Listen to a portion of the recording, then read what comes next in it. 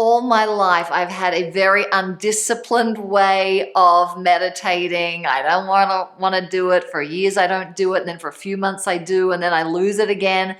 But I want to share with you huge revelations that I've had that is having me meditate every morning. And like, it's the first thing that I'm so excited to do. And I tell you, I ain't never been here.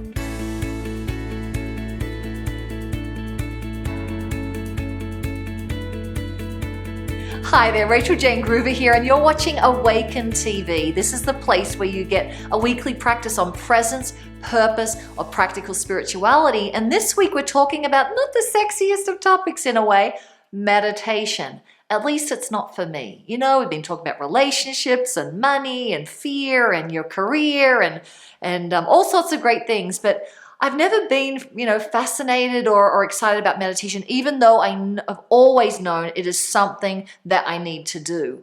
Things have completely changed. I'm to the point of really believing that meditation is just not optional. If you really want to have an amazing, expansive, joyful life, it's not optional. But how are you going to do it if you're like me, where you don't have that disciplined practice? Well, I want to share a few myths about meditation that might be getting you stuck, and what I've done that's changed everything in the sense of making me get up in the morning and go, I get to meditate, and let me have that time first thing. One myth widely held about meditation is it's about letting go of all thoughts and coming into stillness and not thinking anything. Well, that sounds boring.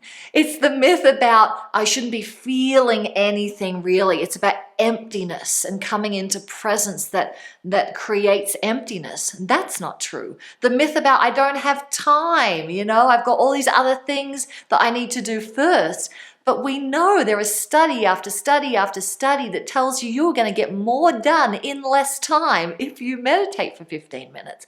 And on it goes. What myths do you have about meditation that, just go over in your mind and go, oh, it's not that important. It is optional. What changed for me? Well, it all goes back to my word of the year that I came to in December as I came into 2017, we're in now, and my word of the year was joy, because I really got clear, again, I'd just forgotten it years past, that the purpose of life is joy. The purpose of life is to feel just inherent gratitude and love in the moment, because everything comes from the present moment. And so if I can be in more love and more joy and more gratitude, more appreciation, I am going to be an even more powerful manifester. So I started off the year like that.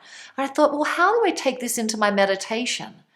What if the purpose of meditation was to bliss out in joy and appreciation and love for 15 minutes versus still my mind and still my emotions and, at least in my head, just sit there, right? Sit there trying to be still. So I changed that and created a meditation that has all my senses activated, that has all my gratitude activated, that has all my feeling of expansion in my energetic space. And within a few days, I was already going, I can't miss this. I feel so good. And it lasted all through my day.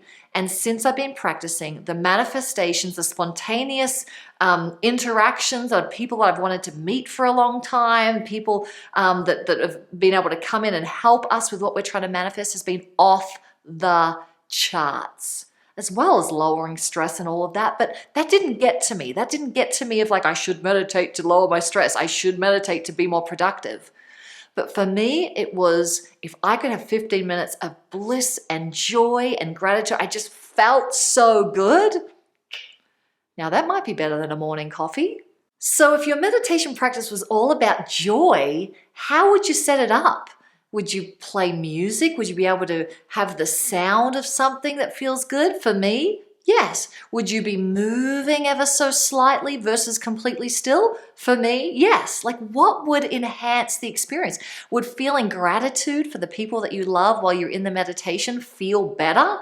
For me, yes. And that brings me to Resource of the Week. This may not be for everyone, but on our CD, Feminine Presence Meditations, I have 6 meditations that I've recorded for you. Some are moving, some are still, some are about expansion of your energetic field to take you into high joy states. Some of them are to really ground you, but it's all about you getting into a joyful, blissful place. So you'll continue the next day, and that meditation experience can go through your day. It will make you less reactive, less stressed, but for me, heightens your manifesting ability because you're in that potential, essential self more than your ego. Now, I'd love to hear from you. What is your meditation practice? What brings you into higher states of joy and bliss and expansion? If you are not meditating and you can relate to my undisciplined way of approaching it, what stopped you? What are the myths that are holding you back from putting attention on this? I'd love to get the dialogue going. Just post a comment below. And if you like this video, subscribe to this channel. Feel free to share this with other people who are also on a path of personal and spiritual growth. And if you want even more awesome resources other than our Feminine Presence Meditation CD, you can go over to Rachael-Jayne.com and sign up at the top of the page for email updates. And remember, wherever you are right now, whatever you're feeling, down, excited, expansive, not so much, everything is temporary. It's about being as present as you can and enjoying the moment as much as you possibly can. Thank you so much for watching. We'll see you next week on Awaken TV.